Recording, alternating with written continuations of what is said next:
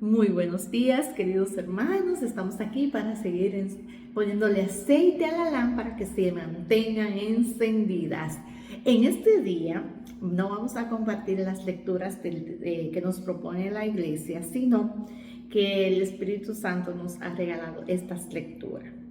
Vamos a hablar del Espíritu Santo hoy.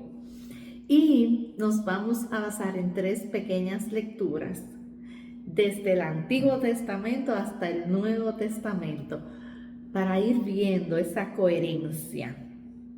Estas profecías, eso que se anunciaba y que luego se hizo realidad. Y podríamos irnos incluso al de Génesis, pero vamos a dejar eso por allá. Vamos a iniciar con el profeta Isaías, que 700 años antes que Jesucristo llegara a la tierra, ya estaba profetizando esto que escucharemos. Hasta que se derrame sobre nosotros un espíritu que llegará de lo alto. La estepa se convertirá en vergel y el vergel parecerá una selva. Habitará en la estepa la equidad y la justicia morará en el vergel. Eso nos decía Isaías en aquel tiempo, una profecía, hasta que se derrame sobre nosotros, o sea, no sobre aquellos, no sobre algunos, sobre nosotros, sobre todos, el Espíritu Santo que llegará de lo alto. Entonces ahí todo florecerá, ahí todo será más frondoso, más grande, se multiplicará todo.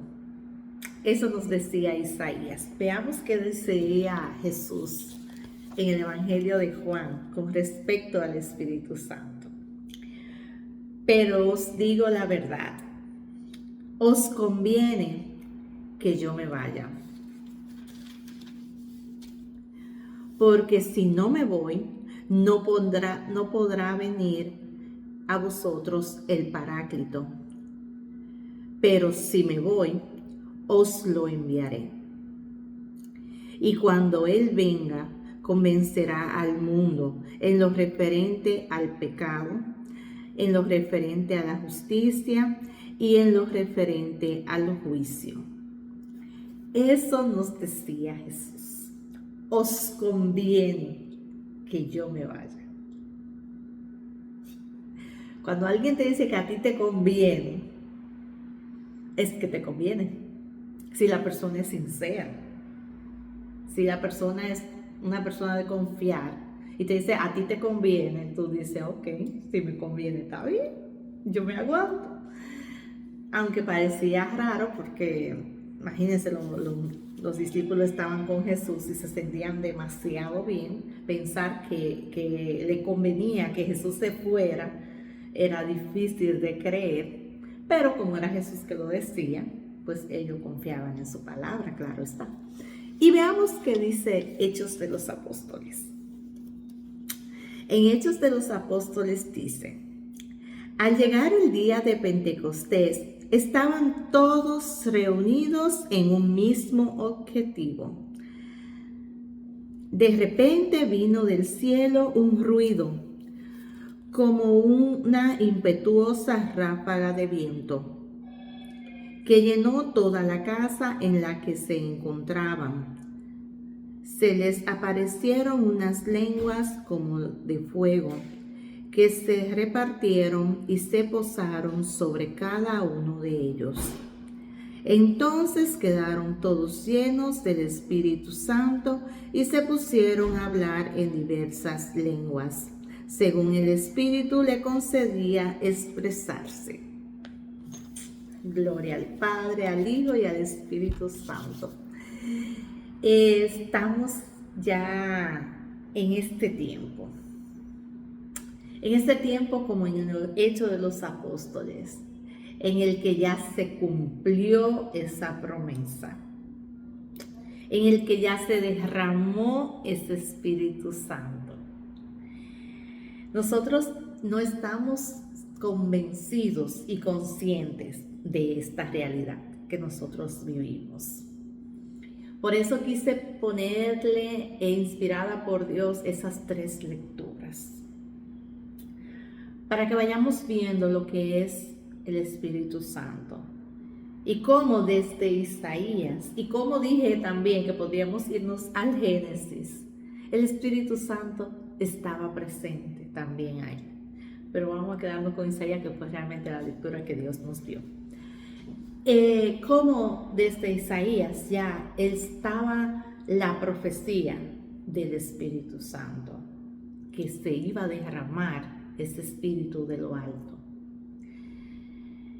Como Jesús decía, les conviene que yo me vaya, porque les voy a enviar un Consolador, el Paráclito.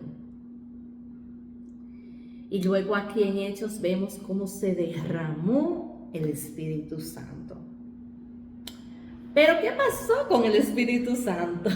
¿Dónde está? ¿Quién? El Espíritu Santo continúa en nosotros. Lo que pasa es que nosotros lo tenemos apagado, olvidado, a un lado, y no lo hemos puesto en el lugar que le corresponde. Miren, vamos a ir por paso. Dios es uno y trino, ¿verdad? Dios Padre, Dios Hijo y Dios Espíritu Santo. Pero los 3 son un mismo Dios, es el mismo Dios en 3 personas. En el Antiguo Testamento, Dios Padre se manifestó desde el principio, cuando creó a Adán y a Eva. Aunque se hace referencia de que también estaba Jesús y el Espíritu Santo, pero vamos a ver la parte de que era Dios Padre que estaba ahí. Cuando caminaba por el Edén con Adán y Eva, cuando bajaba a caminar con Enoc, cuando visitó a Abraham, cuando Dios se encontraba con Moisés en el monte, cuando Dios se representaba en esa columna de nube para que el sol no lo hiriera al pueblo de Israel cuando salió de Egipto, y él lo cubría con su sombra en forma de columna para que ellos se sintieran cómodos. Pero de noche, para que no murieran de frío, también levantaba una columna de fuego para darle calor, para mantenerlos cómodos durante el proceso del desierto. Ese era el Padre Dios, Dios Padre. Y muchos dirán que Dios es Padre. Yo me imagino la figura de un bebé de 2 meses. Cuando empiezan ya que uno les habla y se sonríen, y uno, ¿cómo uno se siente? Uno se desbarata con ellos cuando uno lo ve así como tan ternito, tan chulito, tan bello, y para colmo se ríen. Es una belleza. Imagínense cuánto más Dios con nosotros. Como nos decía el Señor en algunas lecturas, si esos son ustedes que son malos, pueden dar cosas buenas a sus hijos, pueden sentir sentimientos buenos con sus hijos, cuanto más Él, siendo Dios, lo siente con nosotros. Así es que Dios nos mira. Dios Padre nos mira con ternura, con amor. Él nos ve bello. Para Él nosotros somos hermosos. Él nos cuida a sí mismo con esa ternura, como si fuéramos bebés, porque Él entiende que somos así, de inmaduros. Aunque tengamos 40 años, seguimos siendo inmaduros. Seguimos cometiendo errores, y por eso es que Él siempre vive protegiéndonos, y siempre vive amándonos, y siempre vive cuidándonos. Ese es Dios Padre. Pero en el Nuevo Testamento ya llega la promesa de Jesús. Dios hecho hombre, entregando su Hijo para salvar el mundo, para remediar todo lo que había sucedido en el Antiguo Testamento. Entonces ahí llega Jesús. En el Antiguo, ya en este Nuevo Testamento está Jesús en persona, caminando a la par, compartiendo, hablándoles, comiendo, bebiendo con ellos, limpiándoles los pies, sanándolos. Pero era el mismo Dios visible para todos. Y cómo terminó la historia ya todos lo sabemos, ¿verdad? Terminaron crucificándolo y matándolo. Bueno, pero luego que sucedió todo eso, por eso Jesús decía, les conviene que yo me vaya. Porque ya Él se iba a ir, pero no nos iba a dejar solo. No se iba a olvidar de nosotros, sino que nos iba a enviar al Espíritu Santo. Que le iba a rogar al Padre para que enviara al Espíritu Santo, el Consolador. Y miren cómo aquí en Hechos de los Apóstoles se derramó el Espíritu Santo. Pero ya el Espíritu Santo no es una columna de fuego visible, no es Jesús caminando con los hombres. El Espíritu Santo es dentro de nosotros, abarcando en nuestro cuerpo. Si nosotros lo dejamos actuar, si nosotros le damos lugar. Ese es el Espíritu Santo, ese es nuestro Dios de este tiempo, el Dios que nosotros tenemos, que nos acompaña a nosotros, el Espíritu Santo. Y cuando lo recibimos el día de nuestra confirmación. Es ahí donde se nos infunde el Espíritu Santo, se nos impone en las manos y recibimos el Espíritu Santo. ¿Y dónde está ahora mismo? Bueno, hay que buscarlo, y si no estamos claros dónde está, vamos a llamarlo, voy a pedirle a limpiar, porque si el lugar no está adecuado, él no va a querer estar ahí. Entonces debemos también de apartar algunas cosas que lo pueden poner triste, que lo pueden apagar en nosotros, para que Él se sienta cómodo y cada día más prestarle más atención. Porque el Espíritu Santo nos habla, porque el Espíritu Santo nos guía, porque Él está para consolarnos, porque Él está para acompañarnos, porque Él está para protegernos si nosotros nos dejamos. Si nosotros le permitimos que actúe en nuestra vida. El Espíritu Santo es Dios, es el mismo Dios dentro de cada uno de nosotros, acompañándonos. Pero como dicen, no recuerdo dónde lo vi, es el gran olvidado, es el Dios como olvidado. Como todos sabemos quién es Jesús, todos sabemos quién fue Dios Padre en el Antiguo Testamento, cómo se manifestó grandemente, pero el Espíritu Santo lo tenemos así, olvidado. Más sin embargo, miren cómo dice aquí en la palabra que leímos en Hechos, que se derramó sobre todo lo que estaban ahí, que se posaron lenguas de fuego sobre cada uno de ellos.